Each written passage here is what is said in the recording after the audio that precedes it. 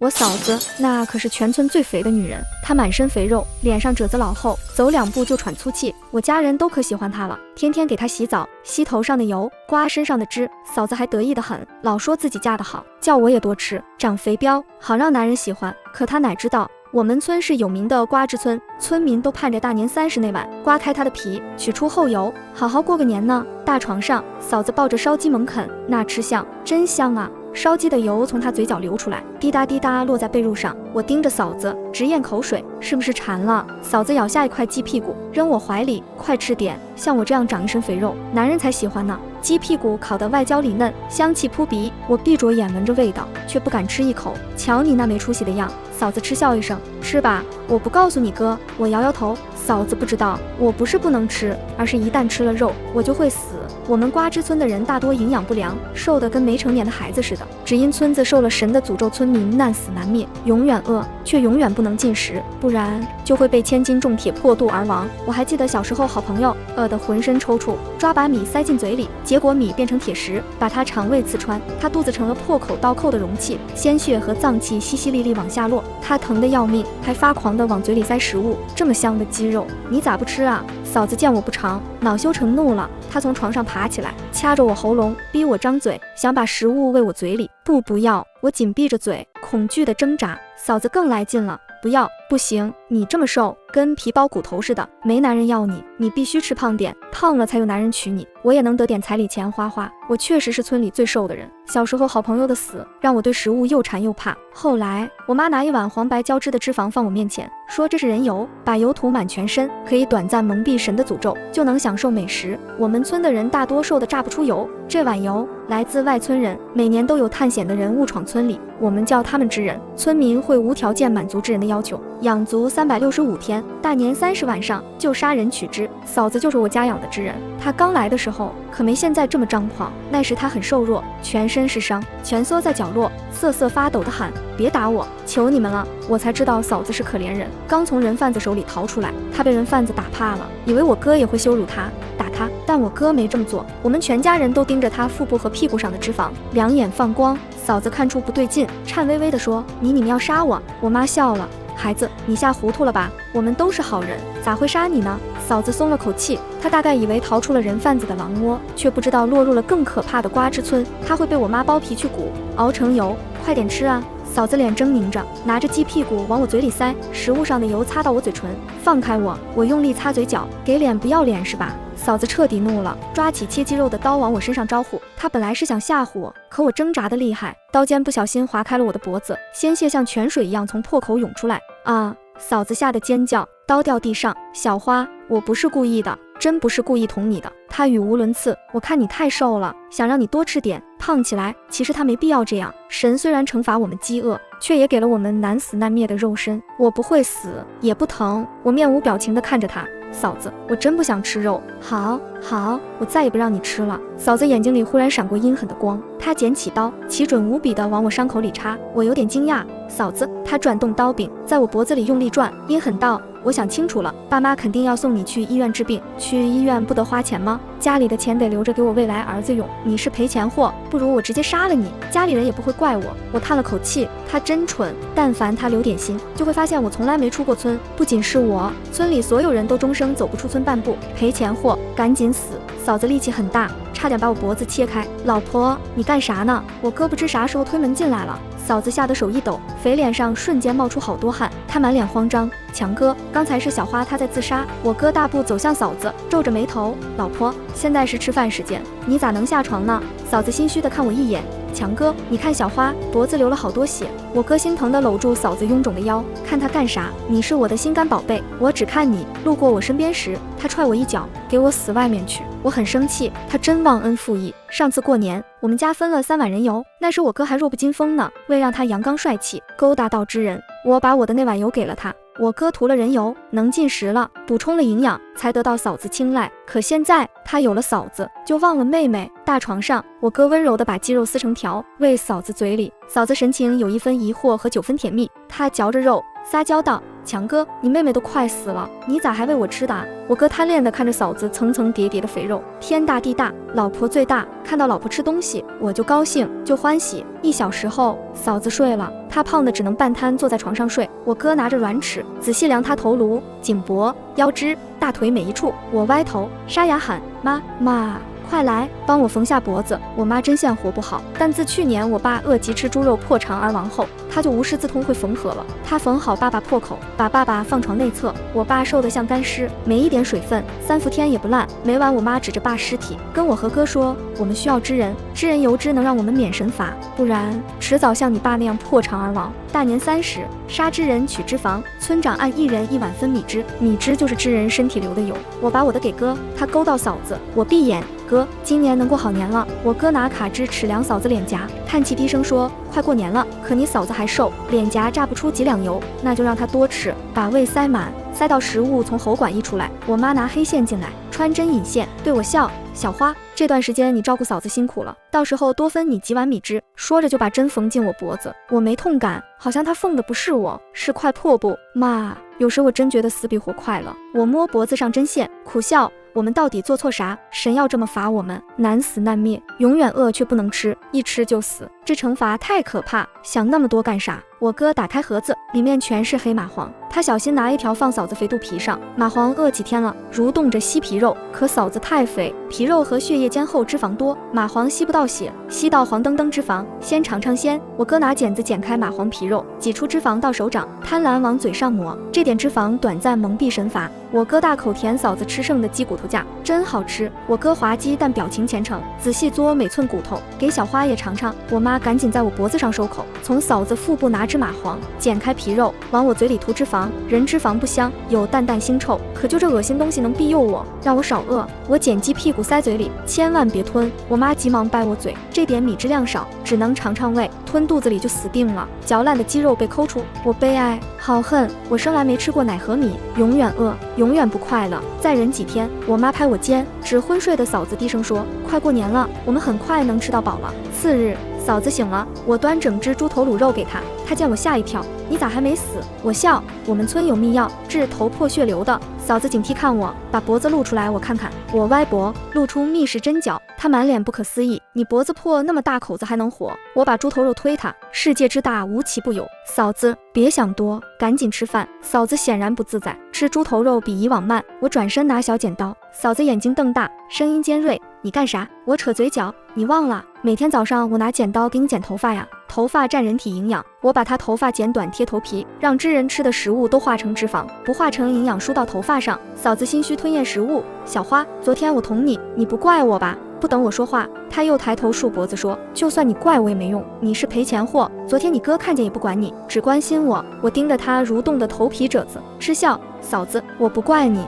快吃饭吧。嫂子侧脸直勾勾看我，你真不怪我？当然，我不仅不怪他，还感激他，毕竟再有3天就大年30了，好期待他被剥光衣服，像猪一样绑4肢，架大锅上，开膛破肚取汁接油。大年30早上下大雪，大雪纷飞，是熬油冻汁的好天气，村子热热闹闹，养只人的村民都在自家院子架锅热水准备扒皮，我家也一样。一大早，我妈喊我起来生火，好吵啊！嫂子是我家养的第一个知人，我妈太激动，声音大，把嫂子吵醒了。她不耐烦吼道：“老东西，再吵我打死你！”我端着洗漱用品进她屋，嫂子，今天大年30，得早点起，大年30关我屁事。嫂子翻白眼，滚！我没勉强，把洗漱用品放桌上，睡好了叫我给你刷牙擦脸。嫂子一般不洗澡，但今天得洗，新年新气象。院子里，我不断往大锅下添柴，我哥在一旁磨刀，刀磨的锃亮还嫌不够，不断擦拭打磨，好吵。屋里嫂子发疯狂吼，不就过年吗？又不是死人，咋这么吵？把你嫂子照顾好。我哥对着刀刃吹口气，笑着说，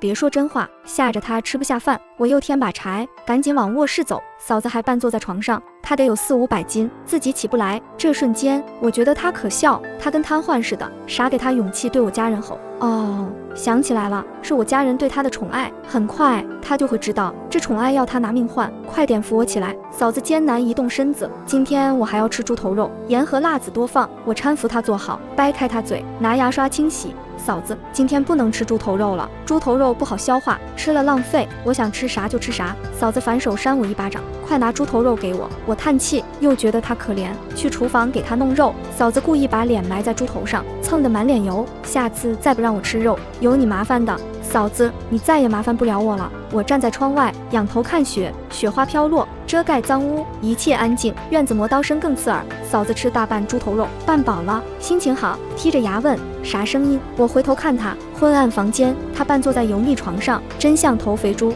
说话呀！嫂子又不耐烦，一过年你就不对劲，喊不动，问不动。我说嫂子，哥哥在院子磨刀，这是磨刀声。他说磨刀干啥？我一字一句道磨刀杀猪，磨刀杀猪。嫂子满脸疑惑，家里没猪怎么杀？我家确实没猪，我们村食物集体分配，粮食、牲畜、服饰放仓库，村长管理，按需分给养殖人的村民。嫂子来之前，我家从没从村长那领过粮食，总被其他村民鄙夷。我们村不比谁富，谁种粮多，比谁养的织人肥重。养殖人多的村民不瘦，像正常人；没织人的村民消瘦怪异恐怖，这是可怕恶性循环。长相怪异的村民得不到织人青睐，搞不到米织，就越发丑陋恐怖。我爸死那年，我们一家人决定打破死循环，我把米织给哥，哥得到嫂子注意。万幸，你说话呀！家里哪来的朱砂？嫂子吐出猪牙齿扔我头上，你今天咋这么不对劲？被我捅坏脑子了。我握住她肥腻的手，真诚道：嫂子，我很感谢你。嫂子警惕，抽回手，感谢我啥？说话前言不搭后语的。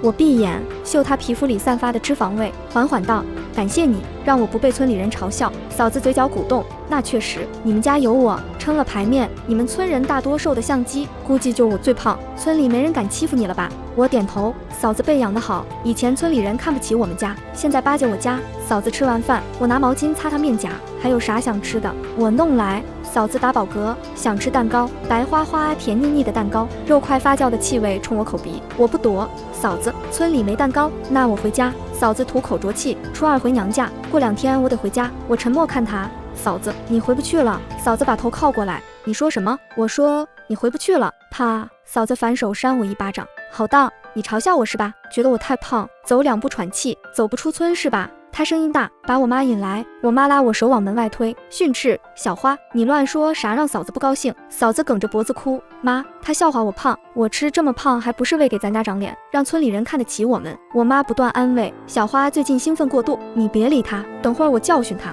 不久，我妈出来，怪怨看我一眼，你杀过猪吗？我摇头，我妈扑哧笑了，我也没杀过猪，但我看过杀猪场面，杀猪前要蒙住她眼睛，不能让她看到刀，不然会吓破胆，苦胆顺着血液流满身，肉就不好吃了。我妈拍我肩膀，小花，不能因为快杀猪就提早亮刀，明白吗？我明白她意思，问什么时候杀猪？我妈看门外，外面大雪依旧纷飞，她嘴角勾起欢快弧度。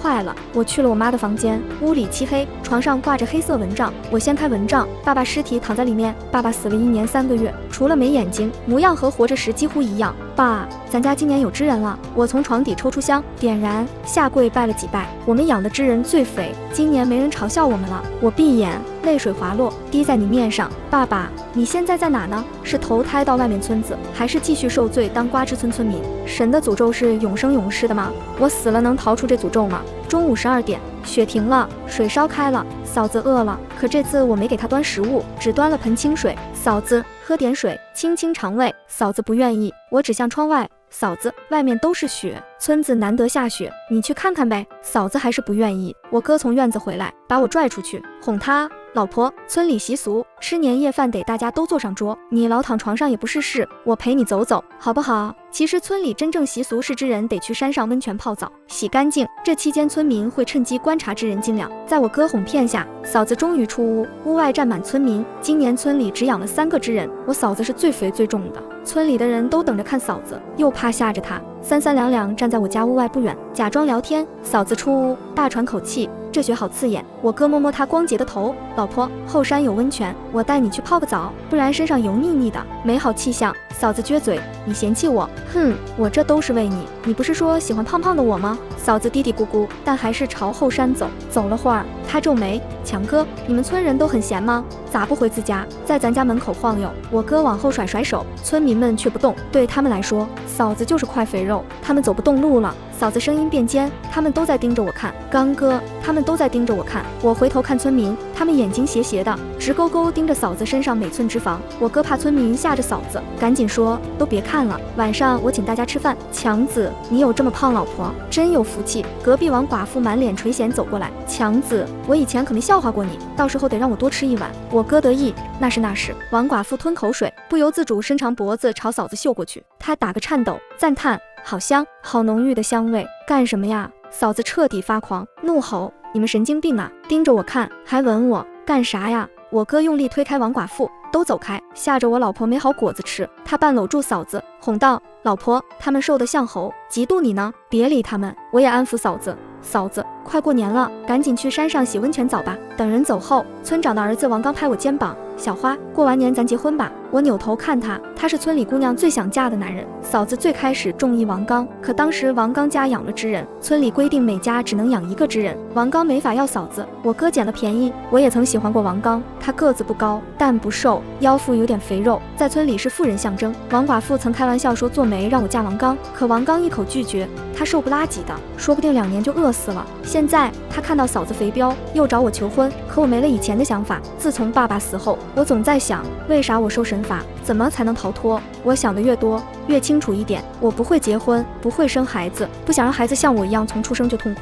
就让悲哀在我这停止吧。我们小花现在可不一样了。王寡妇拍拍我肩膀，笑道：小花把她嫂子养得很好，她嫂子是今年，不是全村几百年来养的最肥的织人，有了她嫂子，小花绝对能出落成全村最美的姑娘。王刚啊，你想娶小花可没那么容易，最少得拿些米汁当聘礼。王刚看向我，小花，有了你嫂子，你还缺聘礼？我莫名厌烦，我不要聘礼，我不嫁人，谁都不嫁。不等他们说话，我大步朝院子跑去。院子大铁锅里的水沸腾了，我发疯似的使劲添柴，熊熊火光中，我竟看到自己的脸，这是张扭曲的脸。他还在说话，他说错了，都错了，你们以为钻了空子，其实被神愚弄了，哈哈哈！你们永远逃不出这个村子，将世世代代饱受饥饿和痛苦。他是虚无的，可声音却那么清晰。我呆呆看着火光，脑子里不断重复他的话：我们自以为钻了空子，却被神愚弄了，这到底啥意思？嫂子洗得清清爽爽回来，她朝房间走，像往常一样嚷嚷：我要吃肥肠，肥肠重油重辣，还要吃煎鱼，鱼不能煎焦，焦了我不吃。我从院子出来，没给她准备食物。嫂子刚才说了很多话，喘了几口气，瞪着我，还不赶紧去准备？我一动不动。嫂子，今天你不能吃东西了，什么意思？嫂子立马朝我哥哭吼：刚哥，你看你妹妹越来越不听话了，咱赶紧把她卖给别人吧。我哥还在温柔哄着她：老婆，咱先别管她，去后院吧，我在后院给你准备了礼物。嫂子懒，不想去后院。我哥面色变了：老婆，你不去我真生气。这是我哥第一次对他说重话。嫂子懵了，被我哥半推半就朝院子走去。他走向了地狱。我听到大骂、惨叫、哀嚎、求饶的声音。院子里好忙碌，村民都来帮忙，贪婪地望着嫂子笑，只有我面无表情地往柴里烧火。我又看到了我的脸，他面容依旧扭曲，重复着原来的话：错了，都错了，你们被神愚弄了。晚上又下雪了，我真过了个好年。望着满满当当的米汁，我却没了以往强烈的欲望。我妈满身满脸都是油脂，贪恋地吞吃食物，肚子高高鼓起，像怀了10个月身孕。她吃到食物几乎要从喉咙里溢出来。小花，你怎么不吃啊？我妈一边从嘴里抠食物，一边又往嘴里灌。猪肉真好吃，小花，你尝尝，香的人想哭。我满脑子都是火中燃烧的我的模样，我不再感到饥饿，不想吃任何食物，甚至食物的味道让我想呕吐。我闭上眼睛，试图隔绝周围人贪婪疯狂啃食的模样，可他们吞吃的声音依旧尖锐地挤进我耳朵。于是我跑了，我发疯般朝着一个方向疯跑，我的耳边传来我妈的尖叫声：小花，你干什么？别跑了，我们不能跑出村的，出了村我们会死的。我的脑海里传来重复循环的笑声：错了，都错了，你们以为钻了空子，但其实被神愚弄了。我跑得越来越快，冷风吹在脸上，几乎要穿透皮肉钻进骨头，我的心脏仿佛要跳出胸腔，我几乎要死了，可我感觉不到痛，我还在跑，一直跑。我妈发出的声音逐渐消失，脑海里的声音变成向死才能新生。我跑出了村子，我的身体变得轻盈起来。这就是村外的世界吗？这里的一草一木和村里没区别。我忍不住回头，然后我看到了我的尸体，我倒在村口，眼珠爆裂，肢体扭曲，很恐怖。我妈抚着肚子，颤巍巍跑来：小花，你怎么这么想不开呀？我终于明白，我死了，死亡真没想象中那么可怕。村里人也朝我走来，他们安慰我妈，说我是饿出了幻觉，所以出村了。王寡妇也叹息，小花如果能再忍忍，她就能成为全村最美的女人。我看向王寡妇，惊讶地发现王寡妇的头上漂浮着好多张脸，这些脸有我爸的，有我好朋友的，甚至还有我妈的脸。不是所有活着的村民头上都漂浮着好多张脸，这些脸是死去村民的。我忽然想到，村子里的人数是固定的，往往死了一个人，就会新生一个人，所以死去的人会重新投胎进村子里孕妇的肚中，生生世世永远逃不出神的诅咒。我一阵窒息，那我呢？也逃不出吗？很快，我脑海浮现陌生场景。上千年前，瓜之村还叫接神村，每到大年30，村民都会自发准备丰盛食物供给神。直到有一年，村长和媳妇吵架，把食物推翻喂狗，神大怒，诅咒村民难死难灭，永远饥饿却不能进食。救苦救难观音菩萨劝解神，村长犯错，何必全村遭殃？于是神留一线生机，即3世无恶行的村民死后，可不再循环入瓜之村。他留的生机太难，村民饿到极致，有米汁能饱腹，怎会不做恶行？而我3世都没使用米汁，我终于逃出瓜之村。我死后，村子里罕见的没添加一个新生儿。